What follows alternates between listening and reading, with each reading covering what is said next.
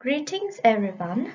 Today we've come to the last part of the 5th unit in grade 10 Health and Physical Education lesson series.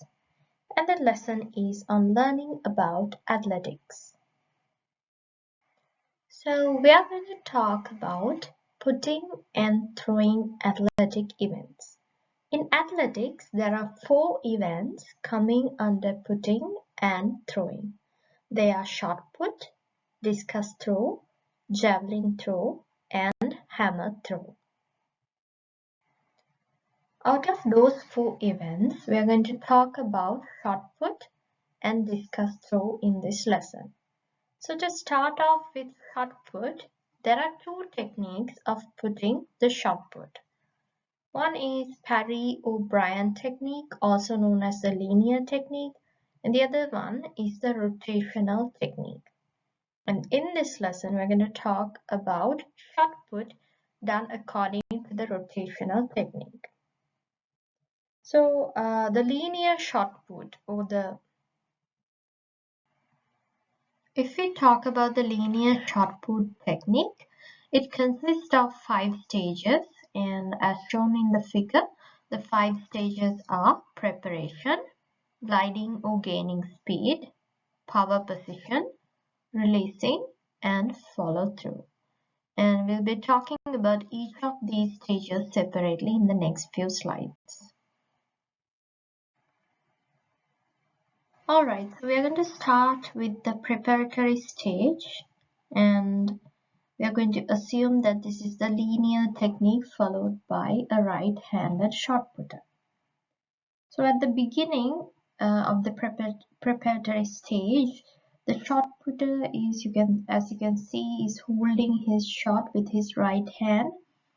It should be touching the base of the neck, also it should be below his chin and also below the ear. And then the shot putter bends his body forward and it's parallel to the ground, and also he is raising and stretching his left leg backwards in order to maintain balance, and he's facing away from the throwing direction. He's actually not facing the throwing direction. His back is facing the throwing direction. And at the preparatory stage, he's at the back half of the circle. This is the front half of the circle. At this stage, he's somewhere here at the back half of the circle. And then the left leg is then moved towards the front of the circle gradually, and the supporting leg, as you can see, is bent at the knee. So now we are going to talk about the gliding stage, and this is the last picture you saw in the previous slide. These stages happen one after the other very quickly. It happens very smoothly and very quickly, so it's difficult to have a clear demarcation between the stages of this technique anyways. So as you can see, his right leg is bent at the knee and his left leg is somewhere at the front half of the circle. And then he pushes his left leg backwards with a sharp jerk, and it happens very quickly. And then as you can see, the right knee, it is slightly stretched. It's not bent anymore like here. The right knee is slightly stretched at the knee. And then he glides backwards on the ground, and it is done by using the heel of the right leg. He glides on the heel of the right leg, and you can see the shot still he's holding with his right leg, and he glides. Because of that, a right hand shot putter will be gliding on the heel of his right leg. Then comes the power position. So as you can see now, so after gliding, the right leg of the shot putter comes to the middle of the cycle. Now he started somewhere here at the back of the circle. Now at the power position, he is at the middle of the cycle. His right leg is at the middle of the cycle, and his left leg is at the front of the cycle, somewhere here. It's at the front of the cycle. And as you can see, the right leg is bent at the knee, and his body weight is basically placed on his right leg. Then comes the release stage. So at this stage, both legs are stretched. They are not bent at the knees anymore. The legs are stretched while turning the body towards the throwing direction. Now he is facing the throwing direction, and the right hand is straightened. You can see how it gradually straightens. The right hand is straightened at the elbow, and the shot put is released like that. And then it's the follow through, which is the final stage of the linear technique. And then when the shot put has been released, the shot putter jumps up, bringing the back foot.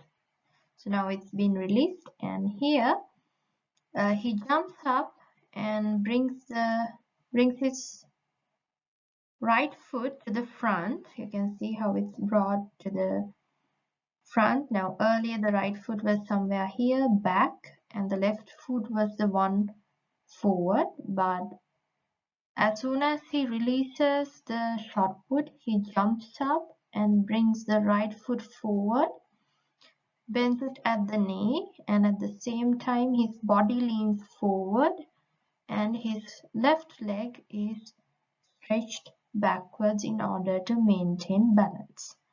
So that's what happens in follow through.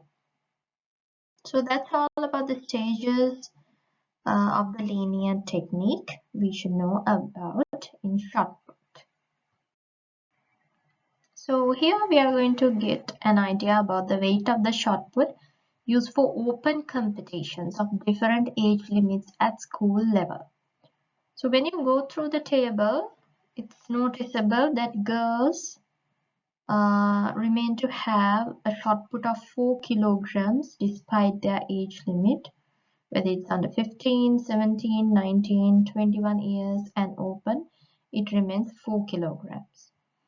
But when it comes to boys, you can see how it increases from 4 to 5, 6 and 7.26 when it comes to under 21 years and open. So it's important that you have an understanding about this. And also down here in this figure, you can see the standard demarcations of the throwing circle for shot put. It's important that you know this as well. So in the final part of the lesson, we are going to learn about discus throw. And in this throw, rotational technique is the commonly used method. Now in shot put, the technique that we learned was linear technique or the Parry-O'Brien technique. In discus throw, it comes down to rotational technique.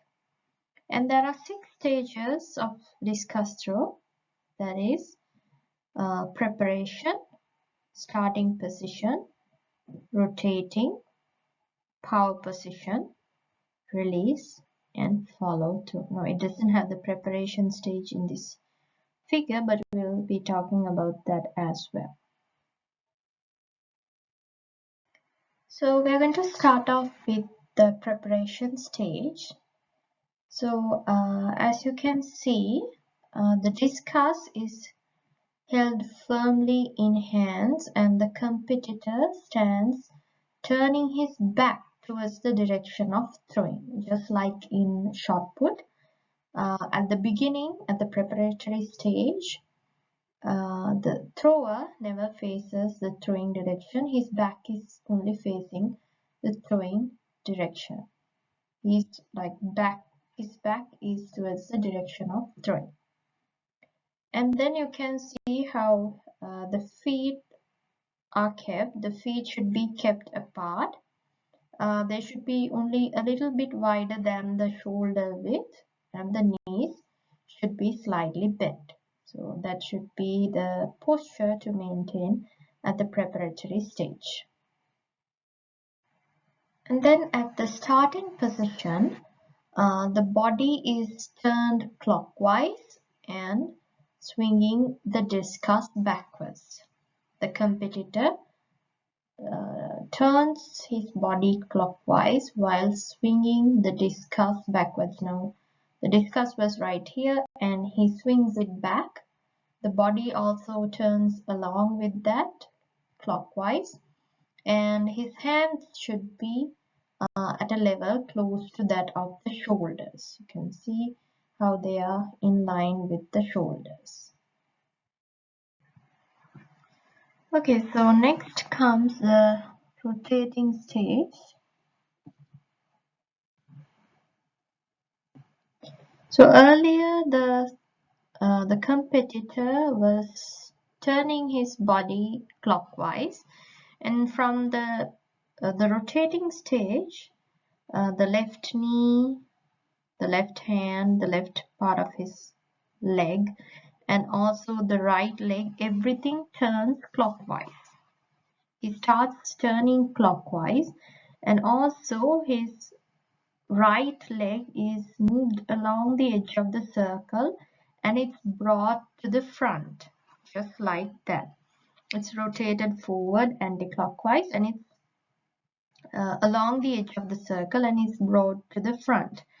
And also then he makes a forward leap by pushing the body with the left leg. You can see his left leg is backwards and he's making that leap. And when this landing has been made, the body, like once he's done with that particular landing, his body is facing backwards. Like the back of the body is turned towards the throwing direction. And the left leg,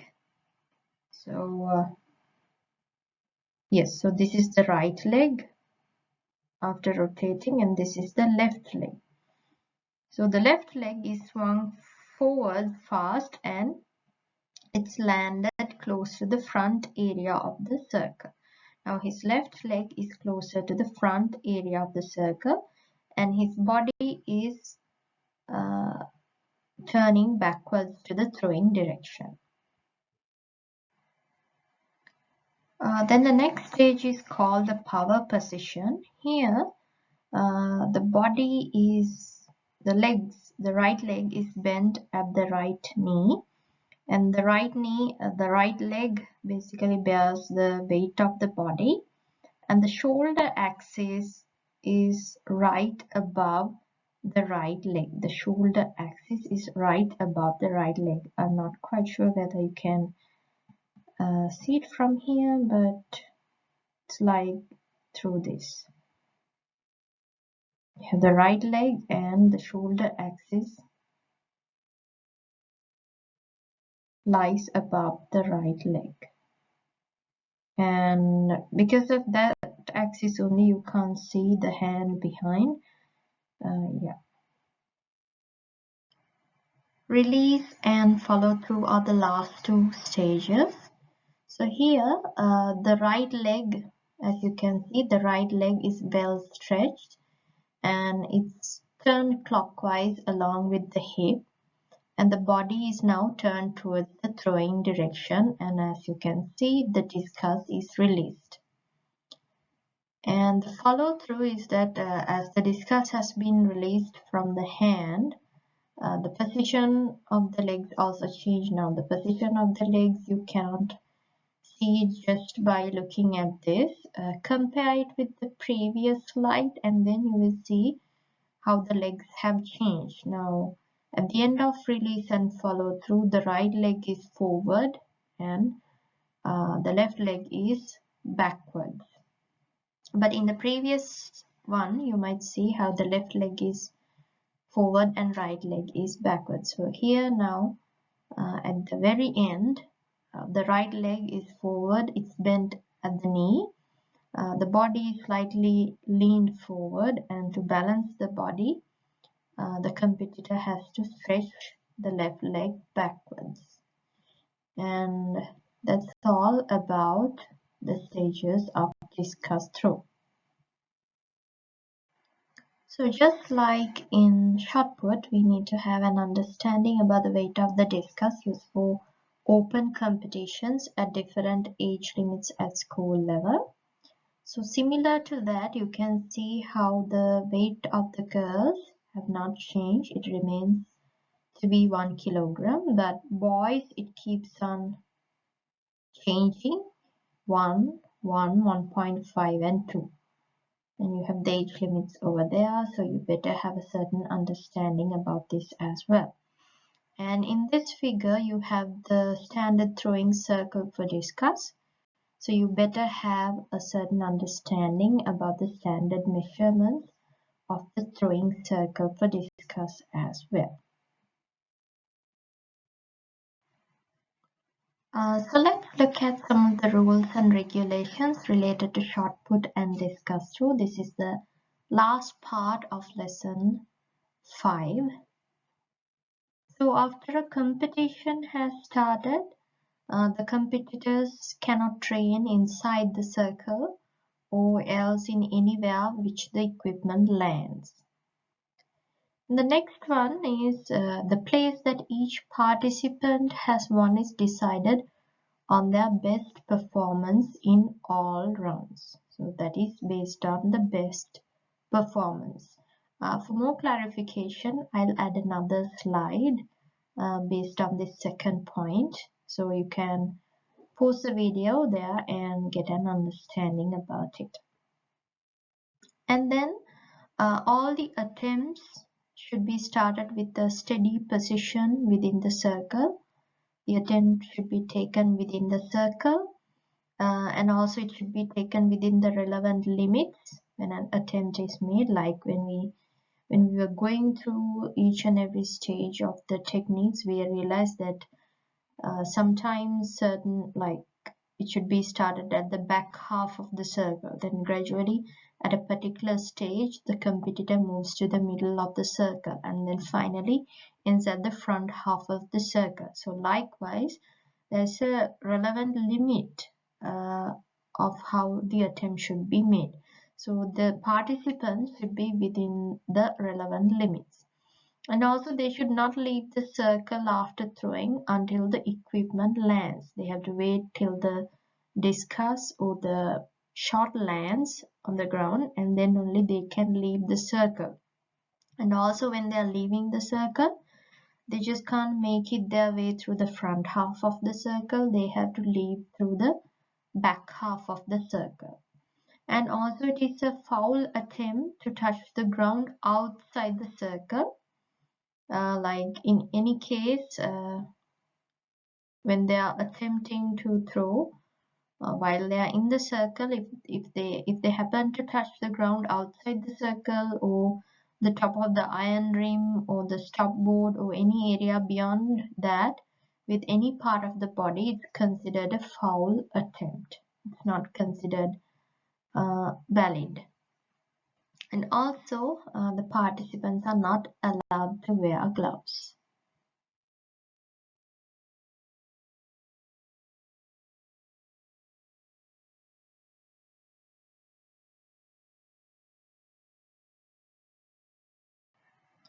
And that brings us to the end of lesson 5.